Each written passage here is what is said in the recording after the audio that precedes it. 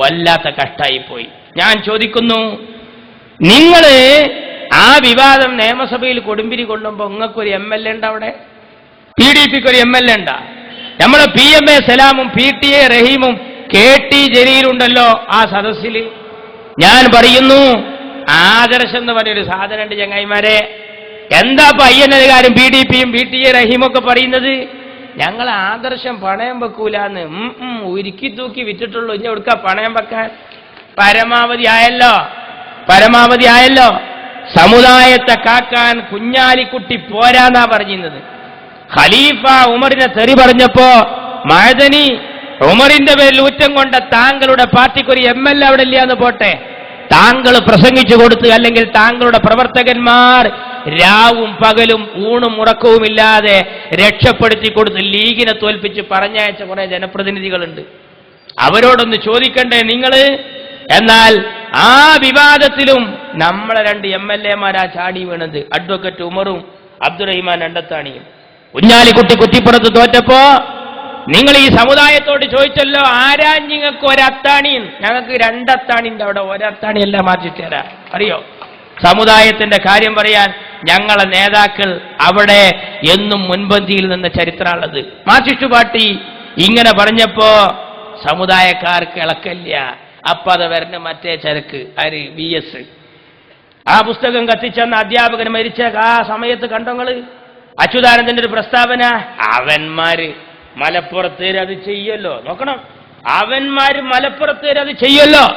ഞാൻ ചോദിക്കുന്നു, ഒരു ജില്ലയെയും ഒരു സമൂഹത്തെയും പൊതുവെ മോശാക്കി. മലപ്പുറം ജില്ലയിൽ ഫുള്ള് മാർക്കിസ്റ്റാ, ഇടയിലില്ലേ കുറെ അല്ലേ? ഫുള്ള് ലീഗാ, ഇടയിൽ കുറെ മാർക്കിസ്റ്റേരില്ലേ? ഡെക്കറേഷൻ ബൾബിന്റെ ഉള്ളിൽ ഫ്യൂസ് ആയ മാതിരി. ഒന്ന് പറയണ്ടേ? എന്ത്? ഞങ്ങളുടെ പ്രദേശത്തെ കുറിച്ച് ഇങ്ങനെ പറയാൻ പാടില്ല എന്ന് പറയണം. മഅദനി, താങ്കൾ ഉള്ള വെളിച്ചവും കൂടി കെടുത്തുകയാണ്. താങ്കൾ ക്യാമ്പ് ചെയ്യുന്നത് മലപ്പുറത്താ. എന്തിന്? മലപ്പുറത്ത് വികസനം പോരത്രേ. ടാറിട്ട റോഡ് എവിടെ അവസാനിക്കുന്നുവോ അവിടെ നിന്നൊരു മുസ്ലിം നാട് തുടങ്ങുകയായി എന്ന് മാധ്യമവും പ്രബോധനവും എഴുതിയൊരു നാടുണ്ട്. നിങ്ങൾക്ക് സ്ഥലം അറിയില്ലെങ്കിൽ ഞങ്ങൾ പറഞ്ഞുതരാം. ബംഗാൾ എന്ന അതിന്റെ പേര്. ബംഗാൾ. എവിടെ ടാറിട്ട റോഡ് തീരുന്നുവോ അവിടെ നിന്നൊരു മുസ്ലിം നാട് തുടങ്ങുകയായി. അങ്ങോട്ടും നിങ്ങളൊന്ന് പോവോ? എവിടെ കരണ്ട് കാൽ അവസാനിക്കുന്നുവോ അവിടെ ഒരു മുസ്ലിം നാട് തുടങ്ങുകയായി എന്ന് പറഞ്ഞൊരു നാടുണ്ട് ഇന്ത്യ മഹാരാജ്യത്ത്. ഏതാ? ബംഗാൾ. അങ്ങോട്ട് പോവുക. മാതിരി താങ്കൾ പറയുന്നത് ഈ ജില്ലയുടെ പുരോഗതിക്ക് തടസ്സം ലീഗാണ് എന്നാണല്ലോ.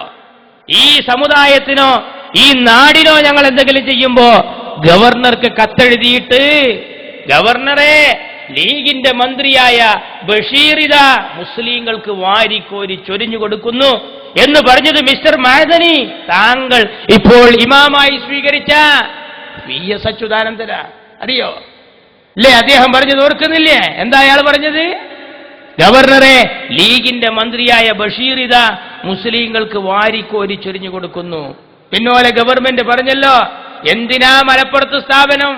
10ാം ക്ലാസ് കഴിഞ്ഞാൽ പിന്നെ പഠിക്കാറില്ല. നമ്മളെ കുട്ടികളൊന്ന് സടകുടഞ്ഞെണീറ്റു കാണിച്ചു തരാടാന്ന് പറയാണ്ട് പഠിച്ച് 1ാം റാങ്ക് വാങ്ങിയിട്ട് എവറസ്റ്റ് കൊടുമുടിമ കേടി നിന്നിട്ട് കയറി നിന്നിട്ട് പറഞ്ഞു, കണ്ടടാ കണ്ടോ എന്ന് പറഞ്ഞ് തല ഉയർത്തി നിൽക്കുക. അപ്പൊ ഈ പഹം പറയാ, കോപ്പി അടിച്ചിട്ടല്ലേ? ആലോചിച്ച് നോക്കിക്കള്. ഒരു സമുദായത്തിന്റെ പുരോഗതിക്ക് വേണ്ടി നമ്മൾ ശ്രമിക്കുമ്പോ അതിനെ ഒരു ഭാഗത്ത് ഗവർണറെ വിളിച്ച്, ഗവർണറെ താങ്കൾ ഇടപെടണം എന്ന് വരെ പറഞ്ഞവർ അല്ലേ? ആ പറഞ്ഞ ആളുകളെ കുറിച്ച് പറയാതെ എങ്ങനെയാണോ സമുദായം മുന്നിലെത്തുക? എങ്ങനെ സമുദായം മുന്നിലെത്തുക? ഞാൻ ചോദിക്കട്ടെ, ഞങ്ങൾക്കിപ്പോ നിയമസഭയിലും പറയാൻ വയ്യ, പള്ളിക്കലും മതം പറയാൻ പറ്റാത്തൊരു സ്ഥിതിയിലേക്ക് വന്നിരിക്കുകയാണ്. ആലോചിക്കണം. പള്ളിയിൽ പോലും മതം പറയുന്നതിനെ വിലക്കുന്ന രൂപത്തിലേക്ക് മാർക്സിസ്റ്റ് പാർട്ടി കുറച്ചും കൂടി കടന്നുപോയിരിക്കുകയാണ്. ഈ പുസ്തകത്തിന്റെ സമരം നടക്കുമ്പോ പാണക്കാട്ട് തങ്ങൾ മുന്നിൽ നിൽക്കണമെന്ന് പറഞ്ഞ് മുതലക്കുളം മൈതാനി വരെ പലരും ഉണ്ടായിരുന്നു, പല ആളുകളുണ്ടായിരുന്നു.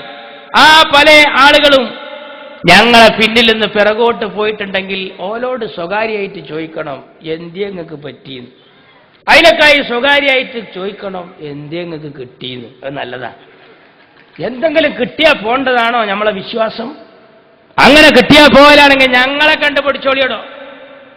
ഞങ്ങളെ സയ്യിദുമർ ബാപ്പക്കിത്തങ്ങളും PM അബൂബക്കർ സാഹിബും മൊയ്തീൻകുട്ടി എന്ന ബാവഹാജി അടക്കമുള്ളവർ ഇടതുപക്ഷത്തിന്റെ കൂടെ അഖിലേന്ത്യാ മുസ്ലിം ലീഗുമായി നിൽക്കുമ്പോഴാ നമ്പൂതിരിപ്പാട് ഇസ്ലാമിക ശരീഅത്തിന്റെ മേലെ കുതിര കയറിയത് അല്ലേ?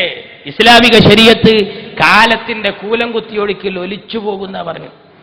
2 പെണ്ണ് കെട്ടാൻ അള്ളാ പറഞ്ഞാൽ ആ അള്ളാ നമുക്ക് വേണ്ട എന്ന് EMS പറയേണ്ട താമസം നിങ്ങളെ ഞമ്മക്കും വേണ്ട എന്ന് പറഞ്ഞ് MLA സ്ഥാനം പുല്ലാണെന്ന് പറഞ്ഞ് സമൂഹ മധ്യത്തിലേക്ക് ഇറങ്ങി വന്ന് ബാവഹാജിയും പാണക്കാട് ശിഹാബ് തങ്ങളും കെട്ടിപ്പിടിച്ച് എല്ലാം മറക്കുക പൊറുക്കുക എന്ന് പറഞ്ഞതോടുകൂടി എണ്ണയിട്ട യന്ത്രം കണക്കെ ഒരു ശാഖ പോലും പ്രതിഷേധിച്ചില്ലല്ലോ. എന്താ കാര്യം?